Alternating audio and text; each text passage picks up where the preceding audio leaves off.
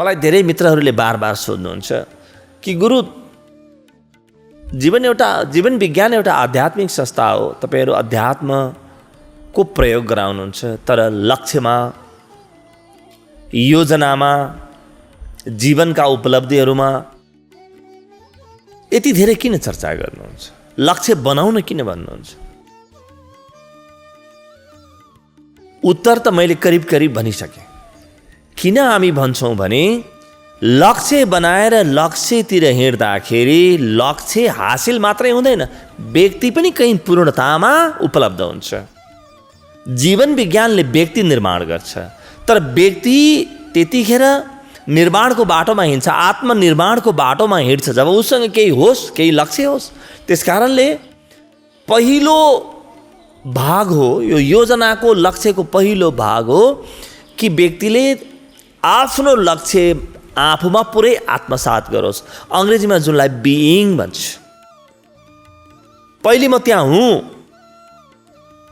म पुगुँ, पुरै मेरो प्राण हल्लाओस्, त्यो लक्ष्य हासिल गर्दाखेरि मलाई के हुन्छ त्यो सबै कुरा मेरो मनमा आओस् र म भित्रका सारा शक्तिहरू त्यो लक्ष्य हासिल गर्न लागुन्। अब त्यो लक्ष्य अलग म अलग नहौँ, लक्ष्यको काम अलग म अलग नहौँ, त्यहाँ एकाकार आओस्। त्यो एकाकारले बल्ल मलाई निर्माण गर्न थाल्छ। त्यसकारणले जीवन निर्माणको पहिलो कदम हो कि म एकाकार हुँ आफ्नो लक्ष्यसँग। एकाकार हुने बित्तिकै म भित्र एक प्रकारको भाव बन्छ। जस्तो मलाई सगरमाथा चढ्नु छ भने म सगरमाथाको शिखरमा पुगेको बार आभास गरौँ। त्यो पुग्नुको आनन्दले म पहिल्यै भरियौँ। पुगुला म वर्ष 2 वर्षपछि, तर आनन्द मेरो जीवनमा अहिले प्राप्त होस्। त्यो आनन्दले मलाई भित्रबाट सञ्चारित गरोस्, बोलाओस्, निम्ता दियोस्, आमन्त्रण गरोस्। त्यो आनन्दले, त्यो उल्लासले, त्यो उपलब्धिले मलाई बोलाओस्, मेरो रोम रोम हल्लियोस्। त्यसपछि बल्ल म कृत सङ्कल्प हुन्छु। अब त्यो लक्ष्य अलग र म अलग हुन्न। बल्ल म आफ्नो सपनाको बाटोमा मरिमेटेर लाग्न सक्ने बन्दछु। जब म आफ्नो लक्ष्यसँग एकाकार बन्छु, एकाकार हुन्छु, त्यसपछि दोस्रो चरण प्रारम्भ हुन्छ। त्यो दोस्रो चरण हो कि म अब योजना बनाउन थालौँ। अब बल्ल मेरो मन, मेरो बुद्धि पुरै संलग्न हुन थाल्छन्। म कसरी गर्ने, के गर्ने, पुरा योजना बनाऊ। सानो सानो कुरालाई म विचार गरौँ। अंग्रेजीमा भनाइ छ नि, the devil lies in the details. सानो सानो कुरामा नै राक्षस लुकेको हुन्छ अरे। होइन भने त्यो राक्षसले कहिले खान्छ थाहा छैन। सानो सानो कुरामा पनि म विचार पुऱ्याएर योजना बनाऊ। कुनै पनि कुरामा बाँकी नराखौँ, पुरै योजना बनाऊ। पहिले म एकाकार बने, त्यसपछि दोस्रोमा मैले योजना बनाएँ। म एकाकार नै सही प्रकारले भएको छैन भने मेरो योजना कहिले पनि सही हुँदैन। अब म कसरी सगरमाथा चढ्ने, कुन दिन चढ्ने, त्यस दिन मेरो वजन कति पुग्नुपर्ने, कति व्यायाम गरेको हुनुपर्ने, त्योभन्दा पहिले मैले अरू के गरेको हुनुपर्ने, त्यो सारा कुरा म बनाऊ। यो बनाउँदै यो योजना, लक्ष्य अनुरूपको योजना बनाउँदै अब मेरो आत्मा मात्रै होइन, मेरो मन पनि पूर्णतः त्यसमा डुब्न थाल्छ। मेरा विचारहरू पनि डुब्न थाल्छन्। अब त्यो बाहेक मेरो मनमा केही पनि आउँदैन। सगरमाथा चढ्नु बाहेक मेरो जीवनमा अरू केही पनि आउन छोड्छ। अरू कुराहरू गौण हुन थाल्छन्। यो प्राथमिकतामा आफै पर्न थाल्छ। अब रात दिन म अध्ययन गर्न थालेँ, मनन गर्न थालेँ, चिन्तन गर्न थालेँ। अरूको जीवनी हेरेँ, जो सगरमाथा चढिसकेका छन् उनको जीवनी हेरेँ, जो सफल छन् उनको जीवनी हेरेँ, जो असफल छन् उनको जीवनी हेरेँ। ती जम्मैले मलाई प्रभावित पार्न थाल्छ र म एउटा नयाँ बाटो बनाउन थाल्छु। यहाँबाट एउटा मौलिकता जन्मिन्छ। आफ्नो लक्ष्यमा पुग्न जति बढी म चिन्तन गर्छु, त्यति नै मेरो जीवनमा मौलिकता, ओरिजिनालिटी जन्मिन्छ। अब म पृथक तरिकाले आफ्नो जीवनलाई अगाडि लिएर जान सक्छु। अब तेस्रो चरण हो कि त्यो लक्ष्यमा पुग्नको लागि जे काम गर्नुपर्छ त्यो म गर्न थालौँ। र काम कस्तो हुन्छ, कर्म कस्तो, योजना जस्तो। मैले जे योजना बनाएँ त्यही योजना अनुसारको कर्म म सम्पादन गर्न थालौँ। सकेसम्म त्यो योजनामा म परिवर्तन नगरौँ, त्यो योजनामा म पुरै आफू डुबौँ, त्यो कर्ममा म पुरै डुबौँ। र एकपटक त्यहाँ डुबिसकेपछि यदि मलाई लाग्यो कि होइन यसमा थोरै यति फेरबदल गर्नुपर्छ, त्यो फेरबदल गरौँ। लक्ष्यमा फेरबदल गर्नु जरुरी छैन। लक्ष्यमा पुग्ने योजना त परिवर्तन हुन्छन्। मौसम अनुसारको म कुन बाटो जाने हो, रात कहाँ बिताउने हो, पहिलो रात कहाँ बिताउने, दोस्रो रात कहाँ बिताउने, मौसम कस्तो छ, साथीभाइ कस्ता छन्, अरू सामानको व्यवस्था कस्तो छ, त्यो अनुसार परिवर्तन त भइरहन्छ नि। त्यहाँ लचकता आफै आउँछ। तर लक्ष्यप्रति म लचक हुन्न। मलाई पुग्नु छ सो पुग्नु छ।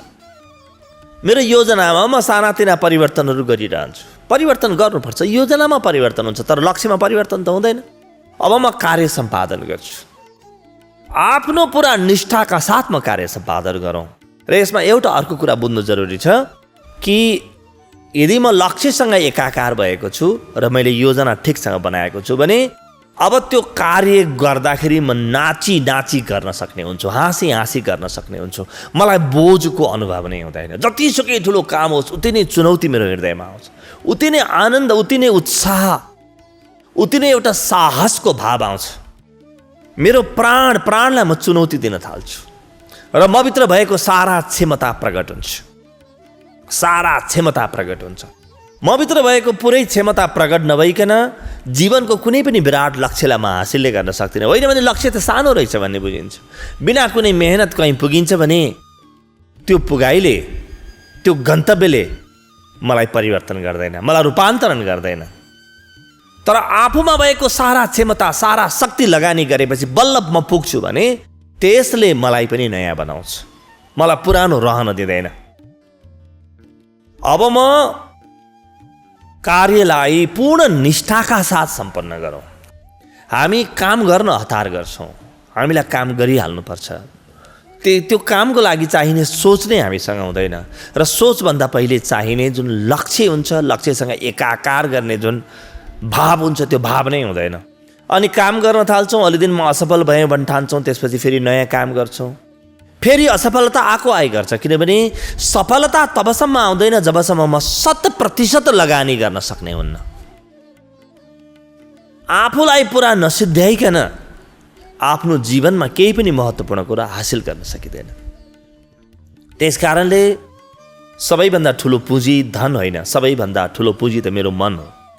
मेरो मनलाई पुरै खपत गरेर मैले त्यहाँ सिद्ध्याउनुपर्छ, पुरै सिद्ध्याउनुपर्छ। अब यो कार्यलाई मैले आफ्नो पुरा प्राणका साथ सम्पादन गरौँ। इन्च इन्च त्यसको कदम दर कदम बडो ध्यानपूर्वक अगाडि बढौँ। चान्चुन लक्ष्य छैन, मेरो प्राण हल्लिने लक्ष्य छ, योजना पनि छ र कार्य पनि मेरो छ भने अब म कसरी नपुगौँला। म लक्ष्यमा कुनै कारणले पुगिनँ भने, जुन करिब करिब असम्भव छ, मानौ कि कुनै कारणले म पुगिनँ भने पनि लक्ष्यभन्दा अलिक कममा म पुगे पनि मेरो जीवनले पूर्णता हासिल गर्छ। लक्ष्यले पूर्णता हासिल गरोस् नगरोस्, जीवनले पूर्णता हासिल गर्छ। किनभने त्यो लक्ष्यमा पुग्नको लागि मैले मेरो जीवनमा भएका सबै कुराको आहुति दिइसकेँ। अब सबै कुरा दाउमा लगाइसकेँ। मैले पछाडि केही पनि बाँकी राखेन। म नयाँ बने, यो प्रक्रियामा म निखारिएँ, म तिखारिएँ, म तीक्ष्ण बने, म प्रतिभाशाली बने।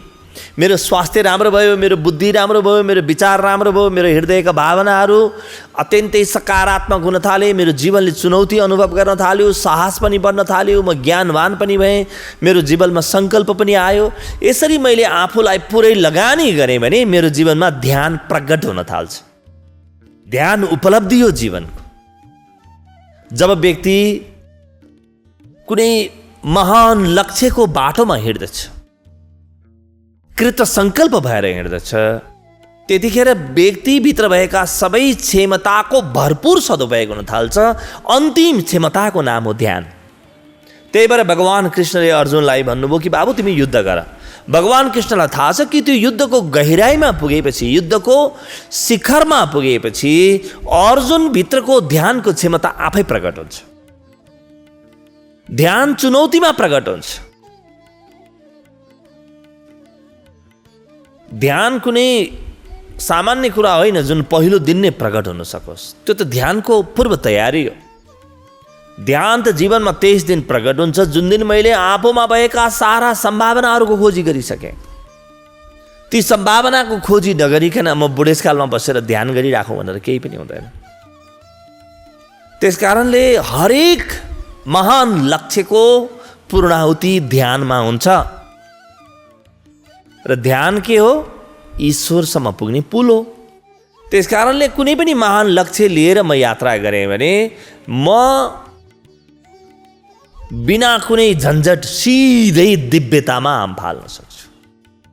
तपाईँले जीवनमा धेरै काम गर्नुभयो, धेरै असफल हुनुभयो, धेरै पटक बिग्रिनुभयो, भत्किनुभयो, यो त ठिक छ। तर के तपाईँले आफूभित्र पूर्णताको अनुभव गर्नुभयो? यदि पूर्णताको अनुभव गर्नुभएको छैन भने तपाईँको लक्ष्य तपाईँको लायक थिएन होला। लक्ष्य आफ्नो लायक बनाउनुपर्छ। लक्ष्यले मलाई बनाओस्, मैले लक्ष्य बनाउने होइन। म आज जस्तो छु यही तरिकाले म लक्ष्यमा पुग्नै नसकूँ। लक्ष्यमा पुग्दा पुग्दै म पनि धेरै माथि चढिसकौँ। सगरमाथाको शिखरमा मेरो शरीर मात्रै नपुगोस्, मेरा जीवनका सारा ऊर्जाहरू सगरमाथाको शिखरमा पुगुन् र त्यहाँ ध्यानको पराकाष्ठामा म आफै हाम फाल्छु। ध्यान जीवनको पूर्णाहुति हो।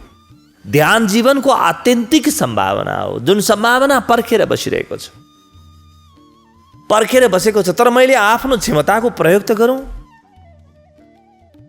कुनै पनि कुरालाई म भित्र अन्धकारमा नछोडौँ, सबै शक्तिलाई म परिचालित गरौँ। आफूभित्र रहेका हर क्षमतालाई म अभिव्यक्त गरौँ। म त्यही बनु जुन म बन्न सक्छु। जुन मलाई बन्न करिब करिब असम्भव लाग्थ्यो, म त्यो बन्न थालौँ। र त्यो असम्भावनामा काम गर्दा गर्दै म भित्र रहेको असम्भव क्षमताहरूको प्राकट्य प्रारम्भ हुन्छ। त्यहाँबाट म नयाँ बन्छु। त्यस कारणले कुनै पनि विराट कर्मको अन्त्यमा व्यक्ति पूर्णाहुतिमा पुग्दछ।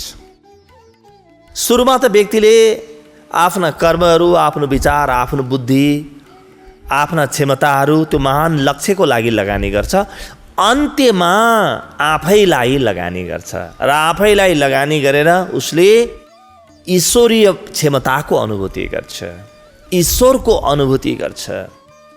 महान लक्ष्यको अन्त्यमा जीवनको महानता सरलताका साथ प्रकट हुन्छ। तपाईँको जीवनमा यी 4वटा महत्त्वपूर्ण बिन्दुहरू आए कि आएनन्? पहिलो थियो लक्ष्य र लक्ष्यसँग एकाकार, दोस्रो योजना, तेस्रो कर्म, चौथो उपलब्धि र उपलब्धिसँगै ध्यान। यदि 4वटा आएनन् भने फेरि एकपटक समीक्षा गरेर नयाँ तरिकाले हेर्नुहोस्। तपाईँको लक्ष्यले तपाईँलाई पर्खिरहेको छ। तपाईँ लक्ष्यमा निश्चित रूपमा पुग्न सक्नुहुनेछ।